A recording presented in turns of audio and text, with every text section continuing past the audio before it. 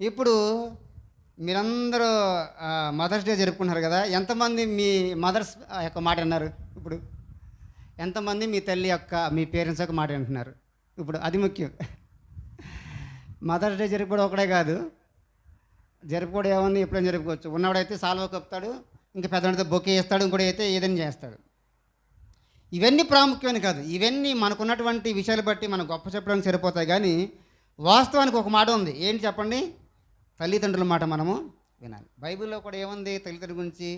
నీ తల్లి మాట నీవు వినాలని చెప్పింది. ధర్మశాస్త్ర గ్రంథంలో ప్రభు కూడా చెప్పాడు, నీ తల్లిదండ్రులను సన్మానింపు, మాట వినమని చెప్పాడు. ఒకవేళ మాట వినకపోతే లోయ కాకలు వచ్చి పొడుస్తాయని కూడా సామెతలు మనకు కనబడతాయి. కాబట్టి తల్లిదండ్రుల మాట వినాలి.